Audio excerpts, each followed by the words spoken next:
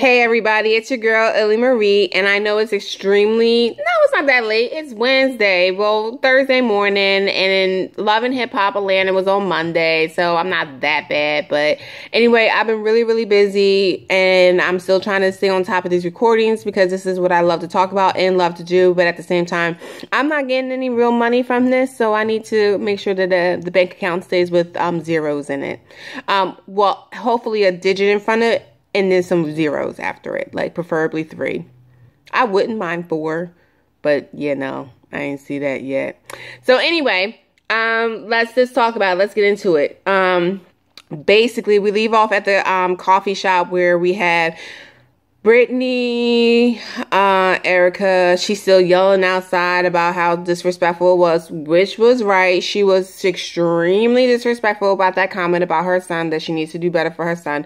Like, bitch, no, be quiet. You don't have no children. You can't talk about nobody else's children.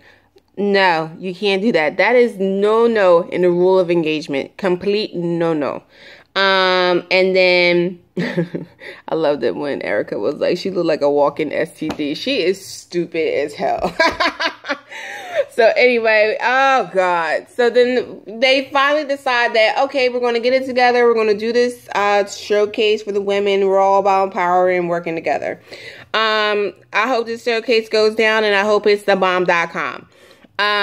But we'll see. I'm not really, I don't have too much faith in it. And I was just like, okay, can we move on to the next scene? So then unfortunately, I was rushing the scenes, and I didn't really care about this scene either. We got Mama D back, and then Karen King. Girl, I know bills need to get paid, but girl, if you don't sit down, both of them. Mama D talking about she getting a mommy makeover. Well, mommy grandma makeover.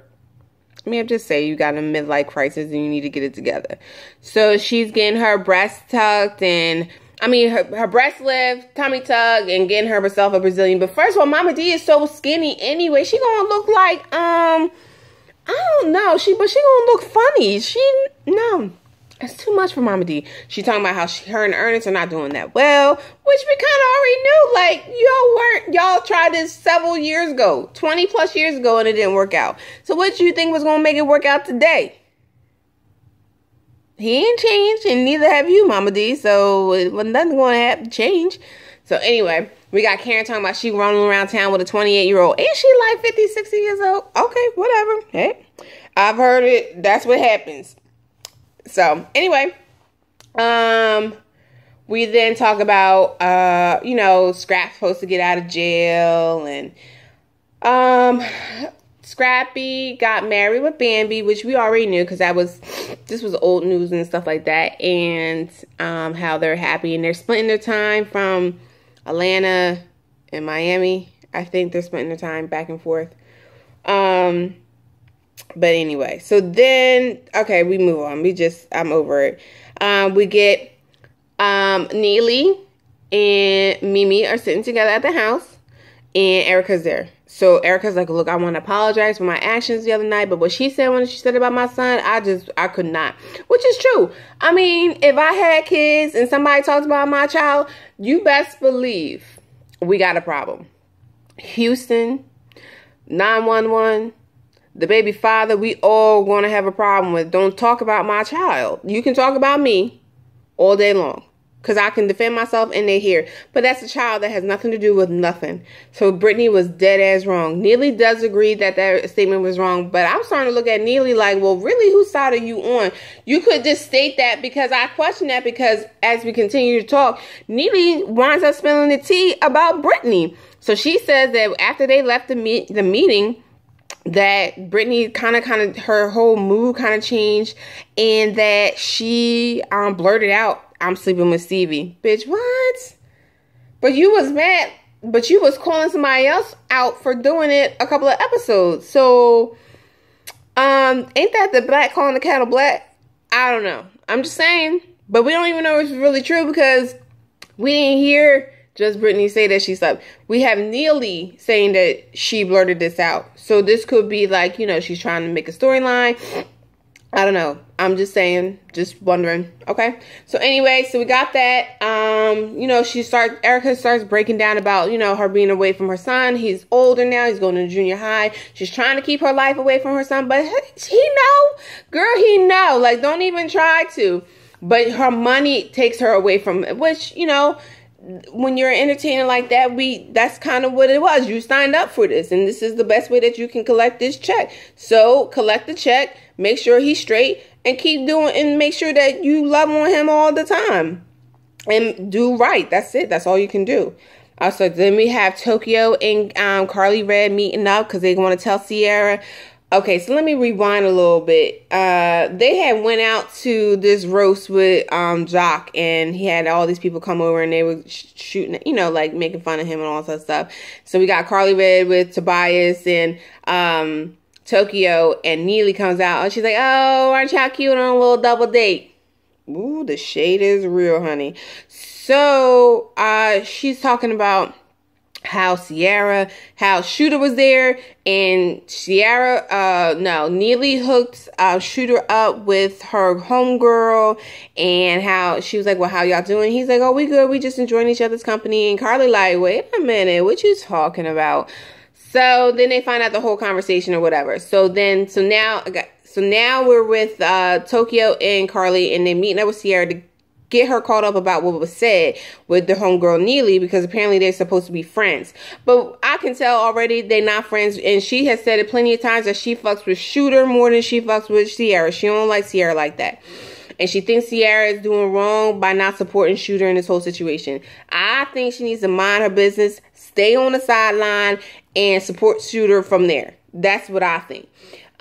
So at the time, before Sierra gets there, Carly Red tells Tokyo that her and Tobias went on a couple of dates or so. She said they ain't never smashed.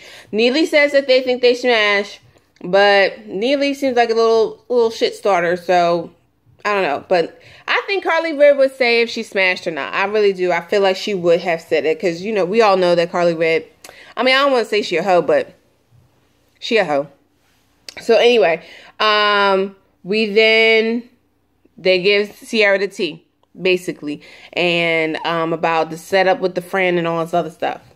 Then we got Kelsey going to this little car shop to talk with Kurt Frost about how he need to get it together and get right with Rashida, because she had this man come to the store, and she didn't like the comment about how she said she might have to get used to another man being in her life, and rightfully so. Because this man has done fucked up too many times for me to remember and count how many times. Like, this is ridiculous. But anyway, I roll my eyes on that comment. So we're going to keep on progressing. Because he means, well, if she got guys coming through, that means she moving on. Like, yeah, like she need to move on from you. Like, for real. Like, nah. Like, you ain't doing her right. So anyway, it's like, oh, I know what I'm going to do. Okay. So then we got Stevie. He's not locked up, but he's doing a photo shoot. To be honest with you, I fast forward through this. I didn't even pay no mind. I was so tired because I feel like this is a whole Stevie and Jocelyn kind of setup with Estelita. So I'm not really interested at all about it at all. Then we have, we go back to Karen King. Talking about Scrappy and how he's supposed to be coming out next month. But then when they pull the paperwork, it says July 2019, and they don't understand why the date and blah, blah, blah, blah. Well, I mean, you have to talk to the parole board. Like, you can't go by the stuff, because I work in a prison. You can't go by what is the parole date, because they always can change it. They have to actually talk to the parole, and it gets on the decision. You have to talk to the actual parole. You can't go by the paperwork that's on the system and all this other stuff. And plus, that stuff is always updated correctly in a timely fashion. So I don't know why she don't know this. Like, I'm quite sure this ain't y'all first time. Never mind. Let me stop my comment right there. So then... we're at that big behind house at the Frost's house. That house is huge. It is huge. Like, please let me know, like, that whole part on the side that y'all saw, that was part of their house as well. It has to be at least a good, like, 6-bedroom, and then a huge, like, family den and everything. Okay, well, anyway, they pull up. He gonna do a Bogart move and just Bogart his way through the door and move in. I don't think that was very smart. And like she said, boundaries, he keeps crossing the boundaries and he's not right. But she still let him in because she said it would be nice for him to, you know, be there for the family and all that stuff, but ain't no funny business going on. I don't know. I think that's the first step. I feel like that's the step for her to start bringing Kurt back into it. Did y'all see the post that they think that Rashida is pregnant again? If y'all see that, can y'all please send me the link so I can do some research so I can be rolling my eyes at this. But anyway, I guess they still married, right? So that's her husband. So he moves back in with the rules of boundaries. We then go to Tokyo and Tobias. They out talking. And she was like, yeah, you ain't never told me that you was fucking Carly Red. And he was like, nah, I ain't. We went out on a couple of dates, but I ain't hit that. And she like, you ain't never hit that? And he like, nah, I ain't got no reason to lie to you. But I will have to agree with Tokyo. She's been with him for a minute, too. And they have both said that they did not smash. So I don't think I don't know. Unless somebody else was in the room with them to know what they were booming or not. We can only go by those two people. So I honestly don't think Tobias is Carly Red's type anyway. So then we also have, okay, so I want to know what this was all about. So they were saying that Neely is mad or whatever. She's in her feelings about Blue. Because Blue is apparently, I think that is Tokyo's manager or somebody. I don't even know who this Blue character is. But anyway, that is her baby father. So they know about Blue because Blue be talking to those two about how he has a crazy baby mom who be holding the kids hostage. So come to find out, Neely is the crazy baby mom holding these kids hostage. But she is with this other guy, that promoter guy, Booksy or whatever. But he don't know who the baby father is. But I'm saying to myself, how you not know who the baby father is if you dating somebody? I know my boyfriend's baby mom. I don't get no clothes, but I know who she is. So I don't get what the whole thing is, why it's relevant, or what part of the storyline this is, and I don't get it. So I hope they develop on this a little bit more, because I'm sitting here like, next. Then we go to Shooter and Sierra. Child, please. To me, Shooter is annoying and irritating, and I'm like, you ain't called me after the funeral and, you know, supporting me. But she like, why? We not together. I'm with somebody else. I'm moving on. Like, we ain't, nah. But how about this, bro? When was you gonna tell me you got a whole nother kid out there? He was like, well, I get, like, yeah. So you should have told her. And you was still just doing whatever you want. And he's like, oh, well, the time frame was right. But you was just doing her dirty period. Like, you slept with her employee. You're sleeping around with another lady that you know they got a child with, but you ain't getting no test to make sure. And then you got another woman possibly pregnant. So you basically was cheating on her the whole entire time. And I'm like, Sierra, she's like, well, damn, was he ever faithful to me in the past 8 years? And that's a good question to ask, because it don't sound like it at all. So yeah, I'm like, okay, can we please cut out the Stevie and Estelita scenes? I'm over it. I want to see what's going on with Kurt Frost and Rashida. I'm a little over it, but I want to see how this folds. I do want to understand what this whole Neely and the baby father situation has to do with something with nothing. And I want to see, who I want to see. I think that's it. I mean, we know Dom and them are good, but what else foolishness? Oh, I do want to see Erica Menendez all go in The Walking STD. How that goes down.